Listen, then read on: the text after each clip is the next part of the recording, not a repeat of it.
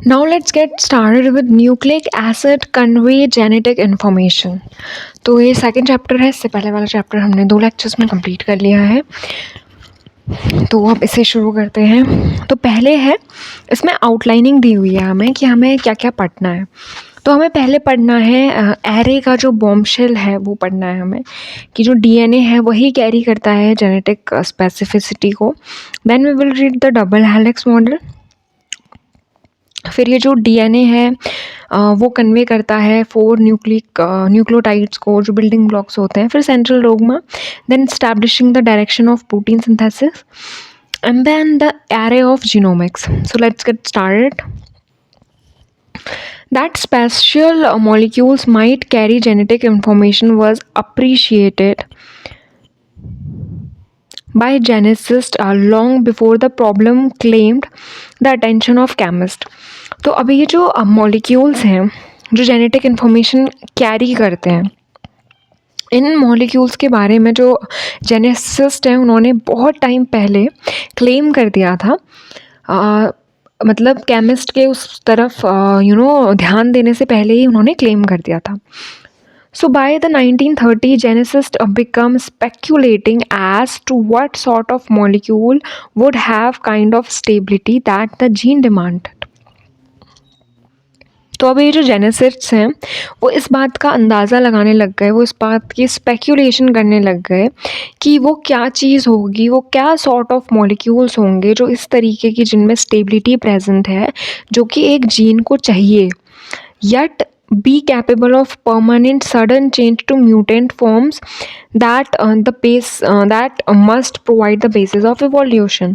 और इसी के साथ साथ उसके पास ये कैपेबिलिटी भी होनी चाहिए कि वो अपना परमानेंट नहीं तो सडन चेंज तो कर ही दे, ताकि जो म्यूटेंट है, जो म्यूटेंट की फॉर्मेशन हो रही है, मतलब इवोल्यूशन के टाइम पे म्यूटेशन हो और तभी वो क्या हो, इवॉल्व भी हों और वो स्टेबल भी हों.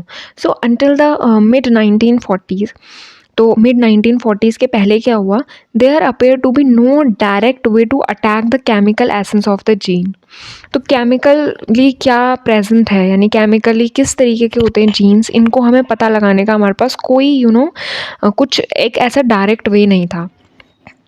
It was known that chromosomes possess a unique molecular constituent, that is deoxyribonucleic acid, but there was no way to show that this constituent carried genetic information. तो हमें एक चीज़ पता थी कि ये जो क्रोमोसोम्स की जब हमने प्रोसेस करवाया, इनको प्रोसेस्ड किया इन्हें, तो हमें एक यूनिक मॉलिक्यूलर कंस्टिट्यूंट के बारे में पता चला कि एक यूनिक मॉलिक्यूलर चीज़ प्रेजेंट होती है जिसका नाम डीएनए है, जिसको हम डीऑक्सीराइबोन्यूक्लिक एसिड कहते हैं. लेकिन हमारे पास कोई तरीका ये नहीं था ये शो करने का कि हाँ, ये जो डीएनए है यही कैरी करता है जेनेटिक इन्फॉर्मेशन को, as oppose to surviving merely as a molecular scaffold for a still undiscovered class of protein. तो ये जो मॉलिक्यूल है ये कैसा था, ये फोल्डेड था उस प्रोटीन में जो कि अभी तक अनडिस्कवर्ड है, उस अनक्लासिफाइड है, specially tailor to carry genetic information. Then इसके बाद क्या है, it was generally assumed that gene would be composed of amino acid because at that time they appear to be the only biomolecules with sufficient complexity. तो उस time पे ये assume किया गया कि जीन जो है वो अम्यूनो एसिड का बना हुआ होगा, और वो इस बात को इस बेसिस पे कहते थे क्योंकि बायोमोलिक्यूल जो अम्यूनो एसिड का था सिर्फ वही इतनी कॉम्प्लेक्सिटी शो करता था. So it therefore made sense to approach the nature of gene by asking how gene functions within the cell. तो अब एक अप्रोच हमें ये मिल रही थी कि हमें अगर हमें जीन का पता लगाना है, जीन का नेचर क्या है ये पता लगाना है, तो हमें पहले ये पता लगाना पड़ेगा कि जो जीन है वो फंक्शन क्या करता है उस सेल में. So in early 1940s, research on the mold Neurospora sphere headed by George W. Badley and Edward Tatum was generating increasingly through evidence supporting the 30 years hypothesis of E. Garrett that gene work by controlling the synthesis of specific enzymes. तो अब 1940s में क्या हुआ, एक mould है जिसका नाम Neurospora है, इस पे बहुत सारे जेनेटिक एक्सपेरिमेंट्स किए गए हैं। तो अब एक साइंटिस्ट के नाम दिए हैं। इन्होंने क्या किया, इन्होंने जो हाइपोथेसिस दी थी गैरोड ने, उस पे इन्होंने काम करना शुरू किया। अब ये जो गैरोड की हाइपोथेसिस थी वो ये थी कि ये जो जीन है ये कंट्रोल करता है एक स्पेसिफिक काइंड ऑफ एंजाइम की सिंथेसिस में। Thus, given that all known enzymes had by this time been shown to be proteins, तो अभी तक हमने ये बता दिया था कि जितने भी एंजाइम्स पता है हमें, वो सब किसके बने हुए हैं, वो प्रोटीन्स के बने हुए हैं, वो प्रोटीन्स हैं। So the key problem was the way genetic participate in the synthesis of protein. तो अब मेन प्रॉब्लम यही थी कि हमें ये पता लगाना था कि अब ये जो जीन है ये प्रोटीन सिंथेसिस में पार्टिसिपेट कैसे करता है। From the very start of serious speculation, अब बहुत स्टार्टिंग से जब इसमें सीरियसली अंदाजे लगा रहे थे, so the simplest hypothesis was the genetic information within genes determine the order of the 20 different amino acid within the polypeptide chain of the protein. तो हमें एक चीज़ का हमने अंदाज़ा ये लगा लिया था, ये बहुत सिंपल सी एक हाइपोथेसिस थी कि ये जो भी जेनेटिक इन्फॉर्मेशन है वो जीन्स जो है जो डिटरमाइन कर रहे हैं, जो जीन्स जितनी भी जेनेटिक इन्फॉर्मेशन वो 20 अलग अलग तरीके की अमीनो एसिड को क्या करते हैं कि फॉर्मेशन करने का काम करते हैं, और उससे ही वो एक पॉलीपेप्टाइड चेन और एक प्रोटीन की बनाते हैं। In attempting to test this proposal, institution was a little help even the best biochemist. तो अब इस बात को प्रपोज करने के लिए क्या हुआ, कुछ बायोकेमिस्ट की हमें ज़रूरत पड़ी। Since there is no logical way to use enzymes as tool, हमारे पास कोई ऐसा लॉजिकल वे नहीं था कि हम एंजाइम्स को एक टूल की तरीके से क्या करें, उसका काम निकालें या टूल की तरीके से उसको काम में लाएं। The order to each amino acid added to a polypeptide chain, तो हमने क्या किया, हर एक अम्यूनो एसिड को एक पॉलीपेप्टाइड के चेन में क्या किया, ऐड करना शुरू किया। सच schemes would require for the synthesis of single type of protein, और ये जो स्कीम थी इससे क्या निकला, हमें एक सिंगल तरीके का प्रोटीन की फॉर्मेशन हुई। As many ordering enzymes as there are amino acid in the respective proteins. तो जैसे कि हमें पता है कि जो एंजाइम्स हैं वो अम्यूनो एसिड से रिस्पेक्टिव फिर क्या बनाते हैं, प्रोटीन की सिंथेसिस करते हैं। But since all enzyme known at that time were themselves protein, अब उस टाइम पे जितने भी एंजाइम हमें पता थे वो खुद से क्या थे, प्रोटीन थे। We know that RNA can also act as an enzyme in the few instance, तो हमें ये बात भी पता थी कि जो RNA है वो भी एज अ एंजाइम किसी टाइम पे काम कर सकता है। Still additional ordering enzyme would be necessary to synthesise the ordering enzymes. तो अब ये जो हमें एंजाइम्स चाहिए इनकी सिंथेसिस के लिए भी हमको फर्दर कुछ एंजाइम्स की ज़रूरत पड़ सकती है। This situation clearly poses a paradox. तो अब यहाँ पे कि हम एंजाइम्स को यूज़ करेंगे, बट एंजाइम्स प्रोटीन होते हैं और वो एंजाइम्स को सिंथेसाइज करने के लिए हो सकता है हमें दूसरे एंजाइम्स की ज़रूरत पड़े। तो अब एक सिचुएशन में ये क्या हो गया, एक पैराडॉक्स हो गया। Unless we assume a fantastically interrelated series of synthesis, और ये तब तक रहा पैराडॉक्स जब तक हमने एक पैराडॉक्स मतलब एक्सेप्शन या इस तरीके का कुछ, तो हमें ये एक ये बिल्कुल पूरी तरीके से ये जो इंटर रिलेटेड जो सीरीज़ थी इनकी सिंथेसिस की जब तक हमने अज्यूम नहीं किया तब तक ये बात बहुत वो रही, ठीक है, परेशान करती रही। That which a given protein has many different enzymatic specificity. तो एक जो प्रोटीन होता है उसमें बहुत अलग अलग तरीके की क्या होती हैं, एंजाइम्स की स्पेसिफिसिटी होती हैं। With such an assumption it might be possible and then only with a great difficulty to visualise a workable cell. तो ये अज्यूम कर पाना कि एक जो ये पॉसिबिलिटी थी कि जो एक डिफरेंट विजुलाइज्ड एक जो वर्केबल सेल है उसको अज्यूम कर पाना, It did not seem likely, however, that most proteins would be found to be carried out multiple tasks. But हमें ऐसा कुछ दिख नहीं रहा था कि जो प्रोटीन्स हैं वो मल्टीपल टास्क कर रहे हैं. In fact all the current knowledge pointed to the opposite conclusion of one protein one function. But इसके उल्टा हमको ये एविडेंस मिल रहे थे कि एक प्रोटीन एक ही फंक्शन करता है, इस तरीके के. Then we have now the next topic, which is every bombshell DNA can carry genetic specificity. तो अभी हमें कैसे पता चला? The DNA might be key genetic molecule emerged most unexpectedly from study of pneumonia causing bacteria. तो अब ये जो DNA है ये भी जेनेटिक मटेरियल हो सकता है. ये किस तरीके से ये बात इमर्ज हुई? ये इमर्ज हुई एक निमोनिया कजिंग बैक्टीरिया की स्टडी से. ठीक है, 1928 में क्या हुआ, एक इंग्लिश माइक्रोबायोलॉजिस्ट थे जिनका नाम था Frederick Griffith. Made the starting observation that non-virulent strain of bacteria become virulent when mixed with the heat-killed pathogenic counterparts. तो ये वाला एक्सपेरिमेंट ग्रिफिथ का हमने क्लास 12th में पढ़ा है. और इसमें क्या होता है कि जब वो एक हीट किल्ड विरुलेंट को एक नॉन विरुलेंट वायरस के साथ क्या करते हैं, बैक्टीरिया के साथ जब मिक्स करते हैं तो वो नॉन विरुलेंट वाला भी विरुलेंट हो जाता है. So that such transformation from non-virulence to virulence, virulence मतलब होता है हार्म कॉज करने वाला. ठीक है, represent hereditary change.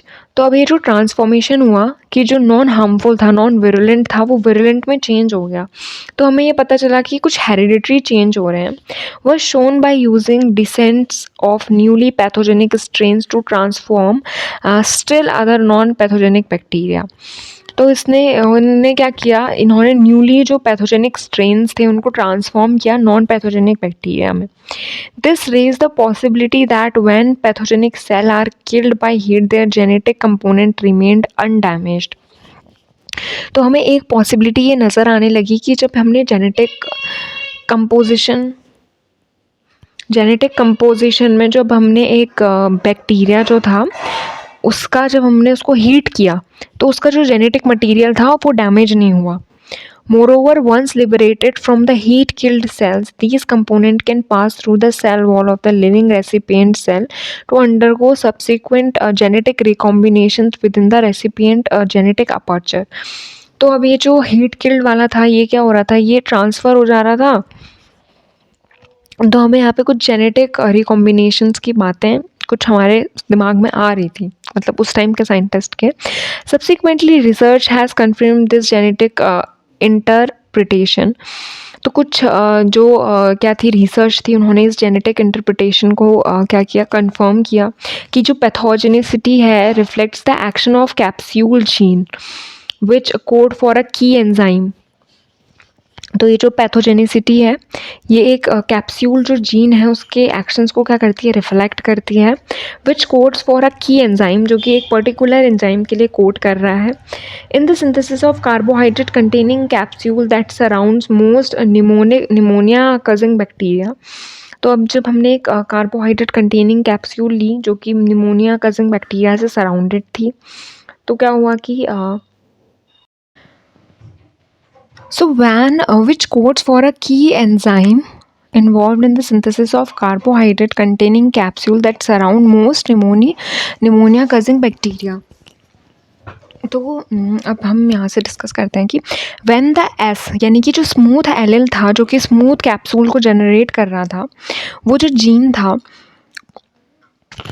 then a capsule is formed around the cell that is necessary for pathogenicity. The formation of a capsule also gives a smooth appearance to the colonies formed from these cells.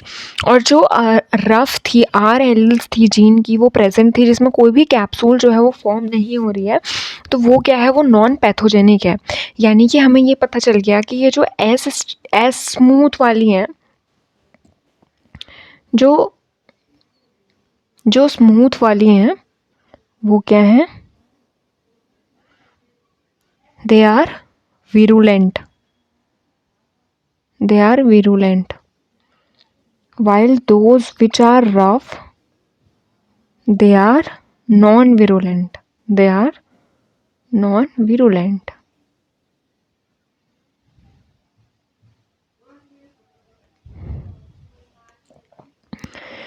Then, within several years after Griffith original observation, extracts of the killed bacteria was found capable of inducing hereditarily transformation.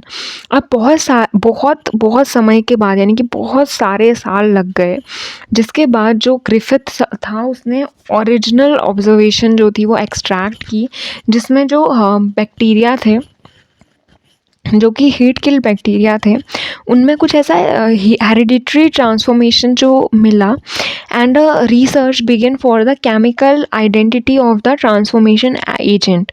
और क्या हुआ कि अब एक research होने लगी कि ऐसा क्या है जिस वजह से ये जो मतलब ऐसा क्या है जो कि ट्रांसफॉर्म हो रहा है। So at that time the vast majority of biochemist still believe that gene were proteins. तो उस टाइम पे भी बहुत वास्ट मेजॉरिटी के जो बायोकेमिस्ट थे उनको ये लगता था कि जो जीन है वो क्या है, वो प्रोटीन है, वो प्रोटीन्स ही होता है। It therefore come as a great surprise when in 1944, after some 10 years of research, US microbiologist Oswald T. Avery and his colleague at the Rockefeller Institute in New York, so इसमें 3 scientist हैं, एक का नाम है Colin, एक का नाम है मैकी और एक जो थे ऑसवर्ल्ड। उन्होंने क्या किया, made the momentous announcement that the active genetic principle was DNA. उन्होंने एक बात अनाउंस कर दी कि जो एक्टिव जेनेटिक प्रिंसिपल है, यानी कि जो जीन जो है वो डीएनए है, यानी कि डीएनए रिस्पॉन्सिबल होता है इस जेनेटिक प्रिंसिपल के लिए। Supporting their conclusion were key experiments showing that the transforming activities of their highly purified active fraction was destroyed by pancreatic deoxyribonuclease, a recent purified enzyme that specifically degrades DNA molecule to their nucleotide building block and has no effect on the integrity of protein molecule or DNA. The addition of either pancreatic ribose and various proteolytic enzyme had no influence on the transforming activity. तो अब इन्होंने क्या किया ना, इन्होंने pancreas से इन्होंने deoxyribonucleic acid को क्या किया, एक्सट्रैक्ट किया। अब जब उन्होंने इस ट्रांसफॉर्मेशन की प्रोसेस में उन्होंने जब डीएनए डाला तो किसी भी तरीके का, मतलब डीएनए डाइजेस्टिंग एंजाइम डाला तो किसी भी तरीके का ट्रांसफॉर्मेशन नहीं हुआ। और उसके बाद जब उन्होंने आरएनए डाइजेस्टिंग एंजाइम डाला या प्रोटीन डाइजेस्टिंग एंजाइम डाला तो उसमें क्या हुआ, ट्रांसफॉर्मेशन की प्रोसेस को किसी भी तरीके का कोई नुकसान नहीं हुआ है, वो किसी भी तरीके से रुकी नहीं। तो यहाँ पे एक ये बात पता उन्होंने एक अनाउंस कर दी कि हाँ शायद जो डीएनए है वो क्या है, जेनेटिक मटेरियल है। तो अब हमें एक डायग्राम दिया है, इसमें लिखा है transformation of a genetic characteristic of a bacterial cell that is streptococcus pneumoniae by addition of heat killed cells of a genetically different strain. Here we show an R cell receiving a chromosomal fragment containing the capsule gene for a heat-treated S cell. Since most R cells receive other chromosomal fragment, the efficiency of transformation for a given gene is usually less than 1%. तो अब जैसे ये है, ये capsule gene है और ये क्या है, क्रोमोसोम प्रेजेंट है और ये कैप्सूल है। तो ये क्या है, पैथोजेनिक है, इसमें एस जो सेल है, मतलब स्मूथ सेल है वो है। अब हीट किल हो गया, हीट किल होने के बाद क्या हुआ, जो ये कैप्स एस फ्रेगमेंट है वो क्या हुआ, वो रिलीज़ हुआ और ये जो नॉन पैथोजेनिक आर है इसमें जाके ये क्या हो गया, एंटर हो गया ये, और इसके साथ इसने रिकॉम्बिनेशन कर लिया और इन आर रफ सेल्स को भी क्या किया, एस यानी कि मतलब उस स्मूथ कैप्सूल को फॉर्म करने वाली सेल्स में कन्वर्ट कर लिया। हमें अब एक डायग्राम दिया हुआ है, ये क्या है, isolation of chemically pure transformation agent. अब इसमें क्या क्या आइसोलेशन किया है प्योर केमिकली ट्रांसफॉर्मिंग एजेंट का। तो ये पैथोजन है स्मूथ सेल वाले, तो हमने इसकी सेल को ब्रेक किया, इसका डीएनए आइसोलेट किया और इसमें हमने आर सेल का डीएनए क्या किया, हमने आर सेल जो किया वो ऐड किया और इस डीएनए को ऐड किया।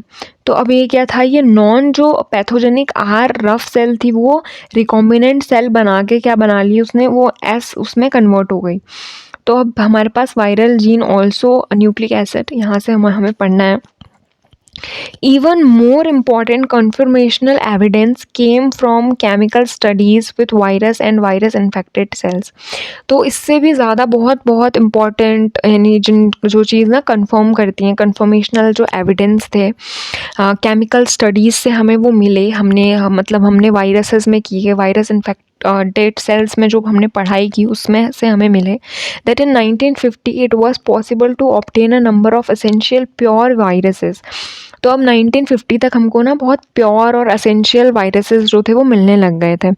And to determine which type of molecule were present in them, और हमें ये डिटरमाइन करने के लिए, हमें ये पता लगाने के लिए कि किस तरीके का जो मॉलिक्यूल है वो उसमें प्रेजेंट है, this work led to the very important generalisation that all viruses contain nucleic acid. तो अब इस काम को करने के लिए हमें क्या पता चला कि जो हमें जनरलाइजेशन मिला वो ये मिला कि जितने भी वायरस हैं वो क्या होते हैं, वो न्यूक्लिक एसिड को कंटेन करते हैं। Since there was at that time a glowing realization that virus contain genetic material। तो अब हमने ये इम्पॉर्टेंट काम कर लिया कि ये जो वर्क है ये क्या कर रहा है, ये जर्नलाइजेशन कर रहा है जितने भी वायरसेस हैं जो न्यूक्लिक एसिड को कंटेन करते हैं। तो ये since there was at that time a growing realisation that virus contain genetic material, तो उस टाइम के पे हमको ये थोड़ा रियलाइजेशन हो रहा था इस बात का, ये चीज़ का हमें पता लग रहा था कि जो वायरस हैं उनमें जेनेटिक मटेरियल प्रेजेंट है। The question immediately arose as to whether the nucleic acid component was the carrier of viral gene। तो अब एक इम्पॉर्टेंट क्वेश्चन जो है, इमीडिएट क्वेश्चन, वो ये उठता है कि जो न्यूक्लिक एसिड है क्या वो वायरल जीन का कैरियर है। So a crucial test of the question came from isotopic study of multiplication of T2, अब बैक्टीरियल वायरस, बैक्टीरियोफाज और फाज। तो अब ये जो क्रूशियली हमें एक इम्पॉर्टेंट एक हमने टेस्ट किया, इसमें हमने क्या किया, आइसोटोपिक स्टडी की। तो हमने किसकी की, बैक्टीरियोफाज की, जिसमें डीएनए प्रेजेंट है and a protective cell build up by aggregation of a number of different protein molecules. और इस बैक्टीरिया की जो बाहर सेल प्रेजेंट है, मतलब ये जो वायरस है इसकी जो बाहर, ये वायरस है बैक्टीरिया को इन्फेक्ट करने वाला। तो इस वायरस की जो बाहर की जो कोट होती है वो प्रोटीन की होती है। So in this experiment performed in 1952, ये एक्सपेरिमेंट 1952 में किया था और इसके साइंटिस्ट थे Alfred D Hershey, Martha Chase, working at Cold Spring Harbor laboratory on Long Island. The protein coat was labelled with a radioactive isotope. तो अब इन्होंने क्या किया, ये जो प्रोटीन था इसको उन्होंने रेडियो एक्टिव सल्फर से क्या किया, मतलब उसको ट्रीट किया, मतलब उसको लेबल किया, क्योंकि ये जो सल्फ़र है ये प्रोटीन में प्रेजेंट होता है लेकिन सल्फ़र डीएनए में प्रेजेंट नहीं होता है। ठीक है, और जो डीएनए की कोर है उसको इन्होंने फॉस्फोरस से क्या किया, लेबल किया, क्योंकि फॉस्फोरस क्या है, प्रोटीन में प्रेजेंट नहीं है और फॉस्फोरस डीएनए में प्रेजेंट होता है। So the labeled virus was then used to follow the fates of the phage protein and nucleic acid as phage multiplication proceeded। तो अब ये जो वायरस था, ये जो मतलब जो फाज की जो किस्मत थी उसके अकॉर्डिंग क्या किया इसने, ये गया अपना मल्टीप्लिकेशन किया, particularly to see which label atoms from the parental virus enter the host cell. तो हमने बेसिकली इनको लेबल इसीलिए किया कि हमें ये पता चले कि कौन सा वाला जो रेडियो एक्टिव आइसोटोप है वो कहाँ पे जाके, मतलब कहाँ पे जा रहा है वो। ठीक है, पेरेंटल वायरस का होस्ट में मतलब कौन सा चीज़ जो है वो ट्रांसफ़र हो रहा है या एंटर हो रहा है। Then clear cut result emerge from this experiment. तो इस एक्सपेरिमेंट से ना बहुत क्लियर रिजल्ट्स आए और ये एक्सपेरिमेंट हमें क्लास 12th में भी दिया हुआ है। Parental nucleus and none of the parental protein were detected in the progeny phage. तो जो प्रोजेनी थी उसमें किसी भी तरीके का क्या है पेरेंटल प्रोटीन हमें नहीं दिखा। However it was possible to show that the little of the parent protein even enters the bacteria. Instead, it stay attached to the outside of the bacterial cell, performing no function। तो अब जो bacteria है, bacteria ये जो virus था ना, इसका protein enter नहीं करता बैक्टीरिया में, सिर्फ डीएनए एंटर किया। And this point was neatly shown by violating against infected bacteria after the entrance of DNA. तो हमें ये बात पता चल गई कि ये जो प्रोटीन कोट है, जो जिसको हमने बाद में क्या किया, शेक ऑफ करके हमने इसको निकाल लिया, तो इसमें जो बैक्टीरिया था उसमें कोई भी तरीके का क्या है कुछ अफेक्ट नहीं हुआ। न्यू बैक्टीरिया फाज में उसकी प्रोटीन के ना होने से भी। With some viruses it is now possible to do an even more convincing experiment. तो अब इसके बाद हमें एक बहुत और कन्विंसिंग एक्सपेरिमेंट हम कर सकते हैं। For example, purified DNA from the mouse virus polyoma can enter mouse cell and initiate a cycle of viral multiplication. तो जब हमने एक माउस का जो एक वायरस था उसको आइसोलेट किया, प्योरीफाई किया, तो उसके पास ये एबिलिटी थी कि वो माउस की जो सेल है उसको एंटर करके अपनी वायरल साइकिल में इनिशिएट कर पाए, producing many thousand of new polyoma particle. बहुत थाउजेंड वो क्या कर सकता है, पोलियोमा पार्टिकल्स को जनरेट भी कर सकता है। The primary function of viral protein is thus to protect its genetic nucleic acid component in its movement from one cell to other. तो अब ये जो वायरल प्रोटीन है ये क्या करता है, ये प्रोटेक्ट करता है न्यूक्लिक एसिड को के कंपोनेंट्स को और उसका मूवमेंट एक सेल से दूसरे सेल में। So thus no reason exist for protein to play any part in the structure of a gene. तो अब ये जो प्रोटीन होता है ये किसी भी तरीके का जीन के स्ट्रक्चर में पार्टिसिपेट नहीं करता है। जो भी जीन का स्ट्रक्चर होता है वो जो भी बनता है वो सब किससे बनता है, डीएनए से बनता है। तो हमें ये एक्सपेरिमेंट इधर उसका डायग्राम दिया हुआ है।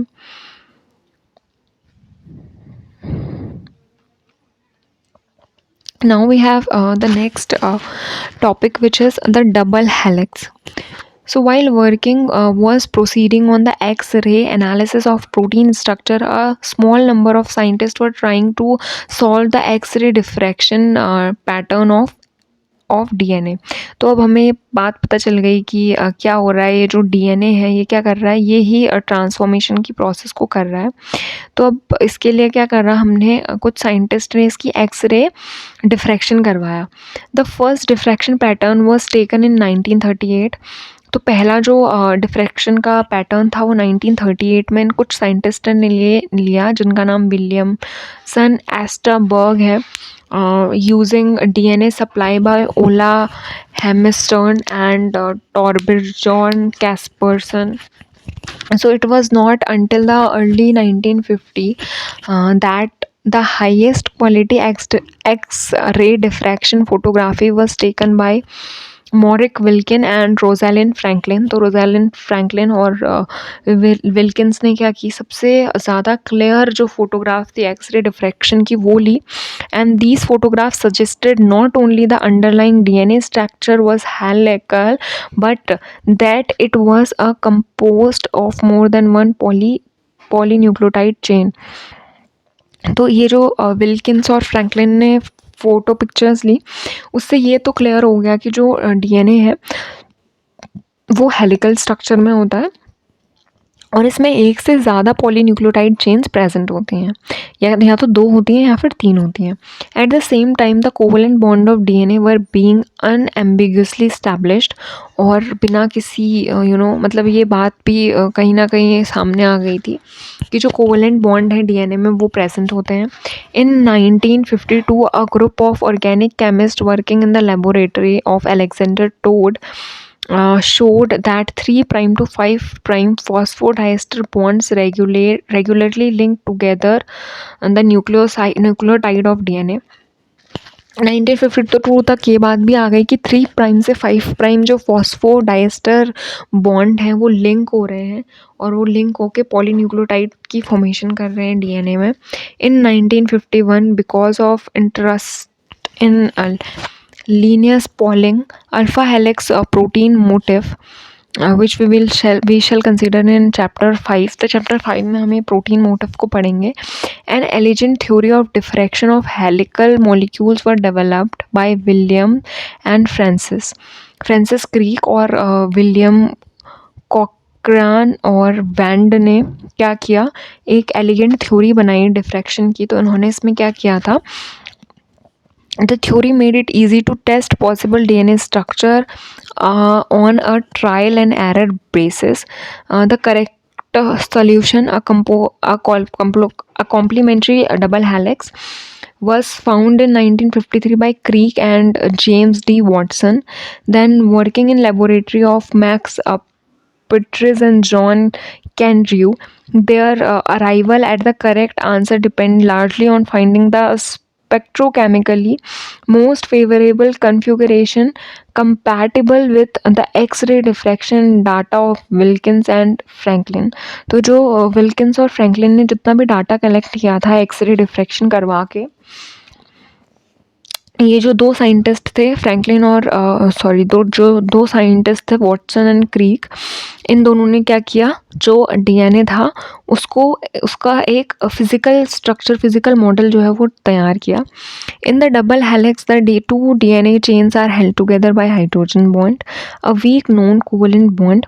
तो हमें ये पता चला कि जो डीएनए की चेन्स हैं ये एक दूसरे से अटैच्ड होती हैं एक नॉन कोवेलेंट हाइड्रोजन बॉन्ड के साथ between pair of bases on the opposing strand.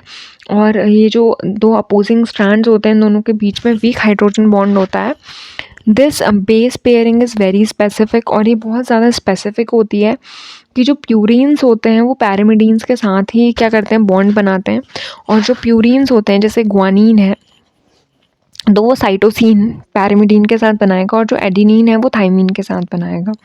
तो डबल हेलिक्स मॉडल में क्या होगा, जो नंबर है ए रेसिड्यू के वो टी के इक्वल होते हैं, क्योंकि जितने ए टी से ही तो बॉन्ड बना रहा है, तो जितने ए होंगे उतने ही टी होंगे, और वैसे ही जितने जी होंगे उतने ही सी होंगे, वो इक्वल होंगे. तो इसको हम चारगाफ्स रूल कहते हैं.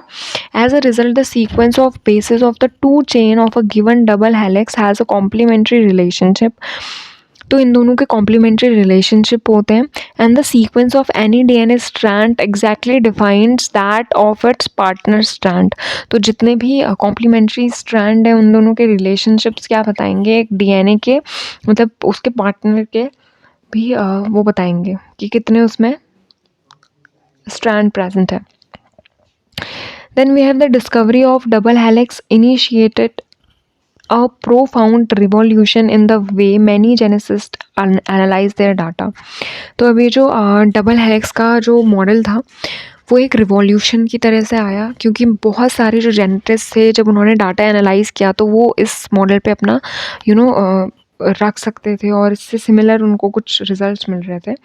सो the gene was no longer a mysterious entity. तो अब ये जो जीन था इसकी मिस्ट्री जो है वो सॉल्व हो चुकी थी. The behaviour of which would be investigated only by genetic experiment. और अब इसका स्ट्रक्चर हमें पता चल गया है, बट जो इसका बिहेवियर है ये हम जेनेटिक एक्सपेरिमेंट करके ही बता सकते हैं. Instead, it quickly become a real molecular object about which chemists would think objectively as they did about small molecules such as pyruvate and ATP. तो अब ये जो हमें जो रियल मॉलिक्यूल्स मिला था ये छोटा था, ठीक है. Most of the experiment however came not merrily from the fact that structure was solve but also from the nature of the structure. तो ये जो नेचर था स्ट्रक्चर का वो जब हमें पता चला तो उससे भी काफ़ी सारे जो हमें क्वेश्चन थे वो सॉल्व हुए.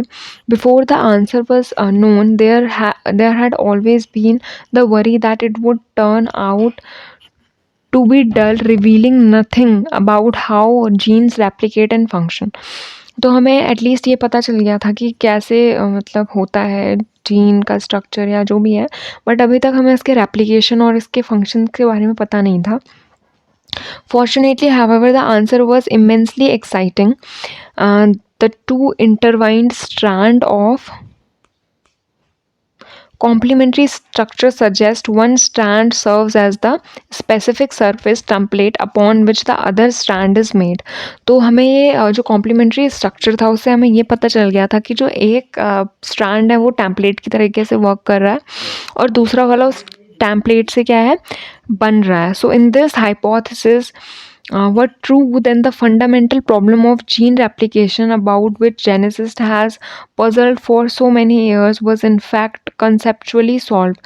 तो अब concept wise ये चीज़ solve हो गई थी, जिसके पीछे जो साइंटिस्ट थे वो काफ़ी टाइम से मतलब परेशान थे. तो अब पहला हमें जो डायग्राम दिया है वो हमें यही दिया है. जो हमने बाहर का प्रोटीन है उसको हमने एस लेबल किया है, सल्फ़र से लेबल किया, और जो अंदर है उसको हमने फॉस्फेट से लेबल किया है. और अब इस वायरस को हमने बैक्टीरिया सेल पे भेजा उसे इन्फेक्ट करने के लिए. तो अब ये जो फॉस्फोरस था ये तो अंदर आ गया और प्रोटीन था वो जो बाहर था.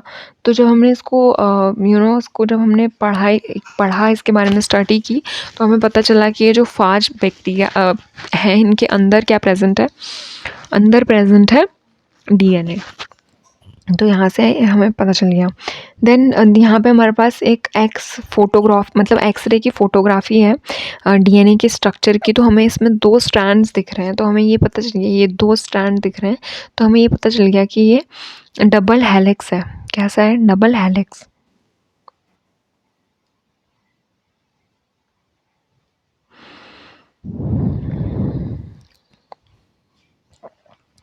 फिर हमें यहाँ पे एक और पोर्शन दिया हुआ है पॉली जो न्यूक्लियोटाइड चेन है 3 प्राइम से 5 प्राइम की, जिसमें फॉस्फोडाइस्टर लिंकेज हैं. और फॉस्फोडाइस्टर लिंकेज ऐसे हैं. कैसे हैं? ऐसे हैं. तो अब ये जैसे एडेनिन है, ये हमारे पास एडेनिन है. तो एडेनिन ये किससे जुड़ा है? पेंटोस शुगर से. तो ये दो मॉलिक्यूल हैं ये फॉस्फेट बॉन्ड से अटैच्ड हैं. फिर ये है ये भी फॉस्फेट बॉन्ड से अटैच है और इसको हम क्या कहते हैं? हम इसको फॉस्फोडाइएस्टर लिंकेज कहते हैं. तो ये हमारा हो गया है. Now we have to discuss the Chargaff rule. हमें एप्लीकेशन जो है डीएनए का वो भी थोड़ा बहुत दिख रहा है कि जो न्यूली सिंथेसाइज्ड स्ट्रैंड है ये ऑरेंज कलर का है, न्यूली सिंथेसाइज्ड. तो चारगाफ रूल यही होता है. इसको हम पेपर क्रोमेटोग्राफी में पेपर क्रोमेटोग्राफी जो टेक्निक होती है उससे हम एनालाइज करते हैं जो उसके न्यूक्लियोटाइड कंपोजिशन होते हैं डीएनए के वो. तो ये बताते हैं कि जो 4 डिफरेंट न्यूक्लियोटाइड हैं वो प्रेजेंट हैं, इक्वल अमाउंट में प्रेजेंट हैं वो. और जो चारगाफ का एक्सपेरिमेंट है वो रिलेटिव रेशियो जो है एडेनिन का और ऑल सैंपल मतलब एडेनिन, ग्वानिन, थाइमिन ये बताता है. तो ये इक्वल होते हैं और इसका जो बॉन्ड होता है वो ट्रिपल बॉन्ड होता है और इसका बॉन्ड जो होता है वो होता है डबल बॉन्ड. तो हमें यहाँ पे एक टेबल दी हुई है जिसमें हमको नंबर दिया हुआ है एडिनोसिन मतलब एडेनिन ग्वानिन का, थाइमिन साइटोसिन का, एडेनिन थाइमिन का और ग्वानिन साइटोसिन और प्यूरिन्स टू पैरिमिडीन. तो प्यूरिन्स टू पैरिमिडीन ह्यूमन में 1 रेशियो इस तरीके से ये अलग अलग बैक्टीरिया, यीस्ट इन सब में दिया हुआ है. Now we have the next topic which is finding the polymerases that make the DNA. तो हमें अब ये पता करना है कि